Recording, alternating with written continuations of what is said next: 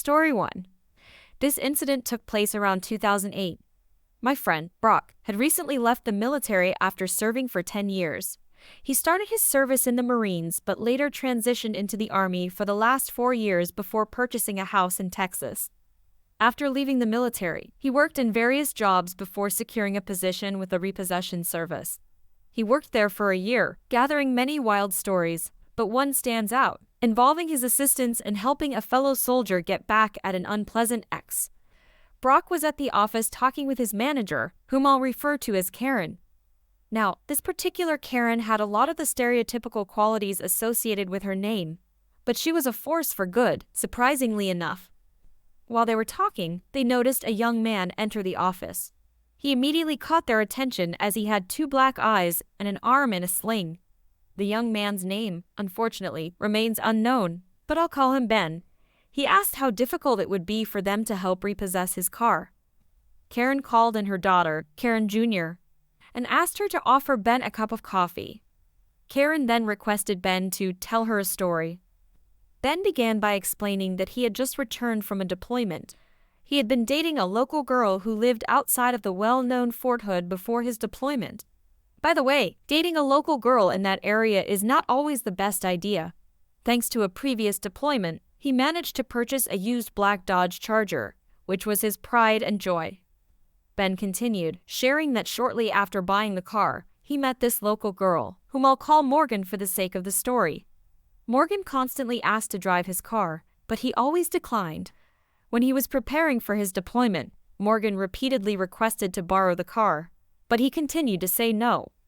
After much persistence, he eventually relented, but only on the condition that she would take care of his apartment until he returned for rest and relaxation leave. She agreed. Ben left for his deployment, leaving Morgan in charge of his place.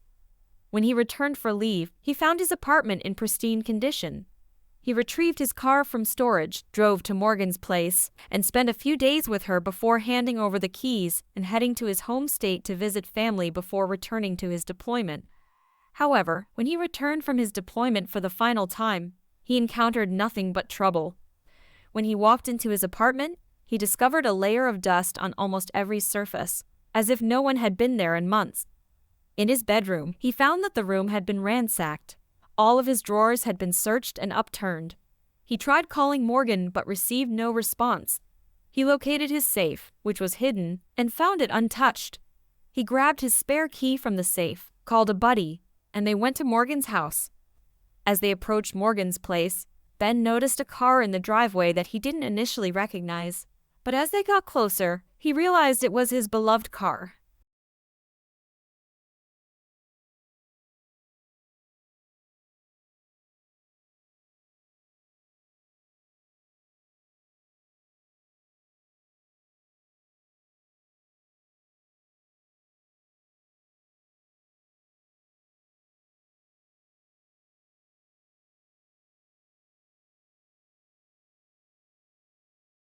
As he started the car, 4 large men came out of Morgan's house, one wielding a baseball bat, and they dragged Ben out of his car. They proceeded to beat him up in the driveway before his friend intervened, pulling out his legally carried pistol on the group. His friend then took Ben to the hospital. I'm not sure if the police were involved in this, but Ben mentioned that his friend drove by Morgan's house a few times while he was in the hospital, and the car was never there. Karen stared at Ben for a while before asking for the paperwork. Ben handed it to her, and a smile formed on Karen's face. She then asked Ben for Morgan's phone number. Ben gave it to her, unaware of what was about to happen. Karen handed the phone to Karen Jr., who then dialed the number. Karen Jr. began speaking to Morgan, pretending they had met at one of the local clubs and asked if she was interested in going out that night. Apparently, Morgan agreed, and the plan was set. Brock parked his tow truck at the club and waited. Sure enough, Morgan showed up with a pink car, parked it, and went inside with some friends. Brock waited for about 5 minutes before stealthily driving up to the car and hooking it up. As he was pulling away with the pink car, Morgan walked out of the club.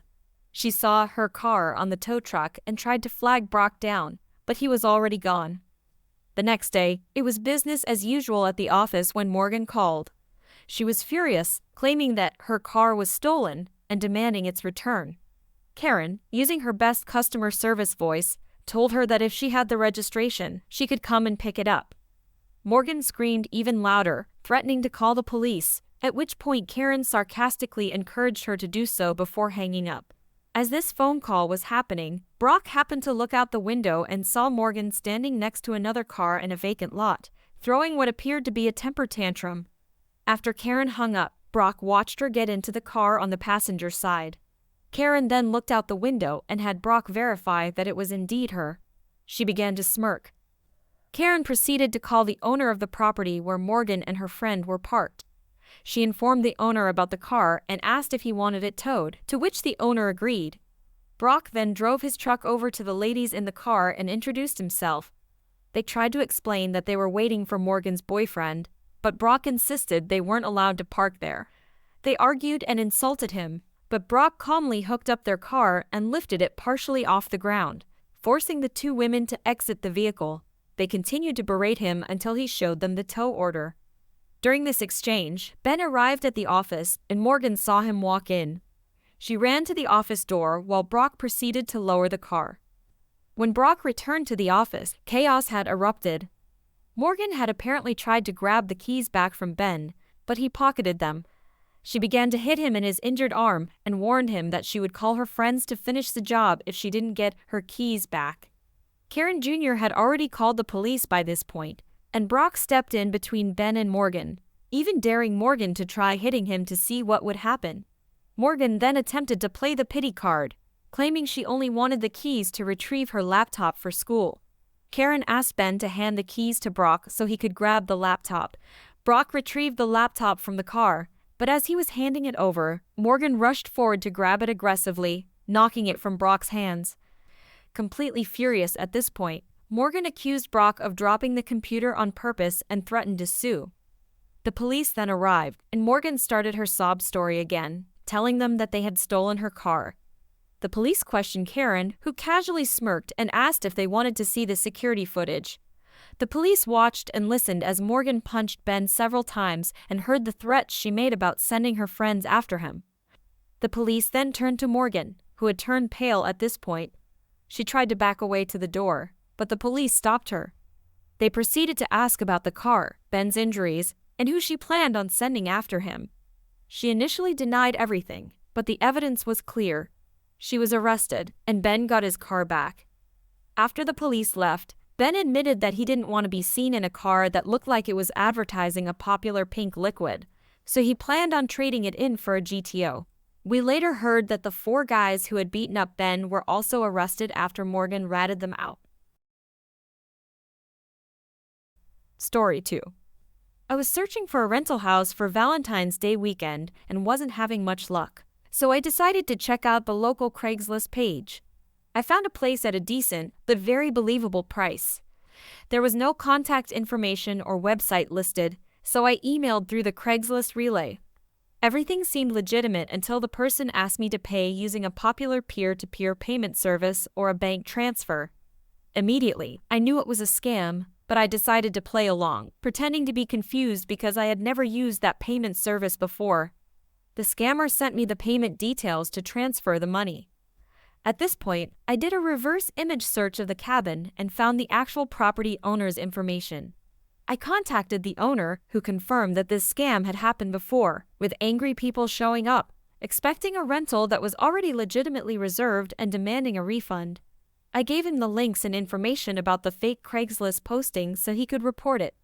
Now that I was certain it was a scam, I decided to see how far I could push it. After exchanging a few more emails where I pretended to be confused about how to send the money, I sent the scammer a payment request instead of transferring the money. I continued messaging him, saying that the payment wasn't going through, and then I received a notification that a payment had been received. Sure enough, he had approved my payment request and sent me the money he was trying to scam from me. So, I ended up with over $400 sitting in my account from a guy in Nigeria who was trying to scam me out of my romantic weekend. Story 3. This story took place a few years ago, in 2015. I was a screen printer and had accepted a new job at a different shop for $13 an hour, which was slightly better than my old job. The new place was much nicer too. Let's call it Waldron Sports Center Apparel. They operated out of a large space in a local mall, featuring a sports and joke apparel shop, a multipurpose gym, and a single automatic press in the back where they printed their products. The company was owned by two brothers. Let's call them Jake and Jarrett. Jake handled most of the on-site management, while Jarrett was busy with other careers. They ran a pristine, well-maintained press, and the shop was super organized. It was very climate-controlled, whereas my previous place was just a plain warehouse with no heating or air conditioning, often exceeding 100-degree F. The schedule was perfect, and paychecks were directly deposited every Friday, which was another huge plus. Naturally, I was excited. The first 2 weeks were fantastic. On the second Friday, I received my first paycheck. It seemed a bit short, but I had started in the middle of the pay period with sporadic hours, so I didn't think much of it. The next week, my paycheck was significantly larger, but something felt off. I approached Jake and asked about my pay stubs. He told me that everything was handled through an outside company and that Jarrett should have received my login information by then. He said Jarrett would be back on Monday. I asked the other printer there if this was normal regarding the pay stubs, and he said not really but vouched for the two brothers, suggesting they probably just forgot. First thing Monday, I approached Jarrett and asked about the pay stubs. He told me that it was actually Jake's responsibility to make sure I received the information I needed. Confused, I went back to Jake and asked him about it again. He said he would call the company and get my login information as soon as possible. Suspicious, but without many other options since I was already almost a month removed from my old job, I continued working. A little while later, Jake came in and gave me the login information. During a quick break, I logged in and checked my pay stubs. To my dismay, I discovered that they were paying me $8.10 an hour instead of the $13 I was promised. Oh boy, I was furious. I knew I had to confront Jake about this. I had never been in a situation like this before, but I had a pretty good idea of what was going on. I quickly Googled the laws regarding recording conversations and found out that Ohio is a one-party consent state, meaning if I'm part of a conversation, I can legally record it. So, I set my phone to record, put it in my pocket, and confronted Jake. Hey, I checked my pay stubs, and you're only paying me $8.10 an hour. Would you like to explain what's going on? He looked a bit shocked and shook his head. It's supposed to be $13 an hour. Well, you've been paying me $8.10, and you owe me over $400. Well, that's not supposed to happen. I'll call them and see what's up. So, I went back to the shop, stopped the recording, and started setting up the next job to pass the time. I hope this was all just a misunderstanding, but I had my doubts. Regardless, I had to at least play along while I figured out my next move. Jake came back and said, "We'll have your money fixed on your next paycheck." I asked, "With back pay?" Jake replied, "Yes, it'll be on the check." Reluctantly, I waited for the next week. On Friday morning, I checked my bank account, and much to my dismay, it was another minimum wage check with another few $100s they still owed me. So, I decided to stay home that day. 15 minutes after I was supposed to be at work, I received a text from Jake. Jake, "Hey, this is Jake. What's going on?" Me, "You just sent me another minimum wage check. You owe me $700. I'm not coming in until you pay me the money you owe me." Jake, "Well, I was going to write a check for the difference, but I accept your no call, no show, thanks." Me, "That's not how this works, dude. You still owe me $700, and now I have this text from you admitting it." No further responses. So, I did what many people in my situation would do and left a negative review on their page, commenting on every post they had, which was deleted immediately. I received another text from Jake. "You'll be hearing from my lawyer. Is your mother's address still correct?" I never gave them any personal details about my family or living situation, and this guy was trying to make assumptions while literally withholding what would be rent money. Me, "Cool, call them. They better have my check ready." The revenge. I had the guy cornered. I basically had a concrete admission of guilt from the text and audio evidence. Now I just had to figure out what to do next. I sent a message to a well-known troubleshooter reporter who made his career exposing these kinds of scams. He told me that without signing an employment contract, I was in a tough spot, and my best bet would be small claims court. Though that might not work out either. He apologized for being unable to help. Out of curiosity, I looked up both Jarrett and Jake on the local court of clerk websites. It turns out Jake had been sued multiple times for this exact thing and had lost twice. And then it hit me. I'm in a band and have used paid social media advertising to promote our concerts before. It's inexpensive and generally gets some results, at least at that time. I created a Craigslist post detailing this exact story, and I included links to his and the company's court records as a centerpiece. I made a Facebook page called Former Employee and posted a single message: avoid Waldron Sports Center apparel. Dishonest employer. Then, I sponsored the post.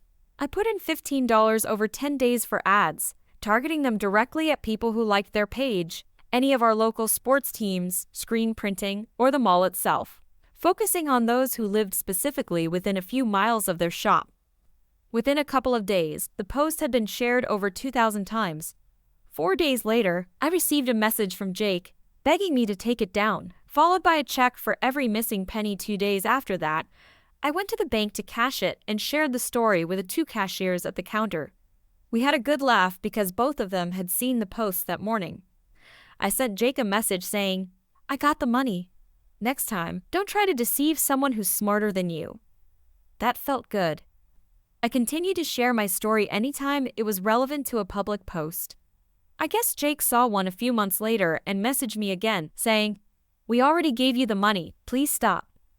I told him, "I gave you so many opportunities to do the right thing, and you still went out of your way to be unpleasant. You shouldn't have done that. Go find someone else to bother." That felt even better.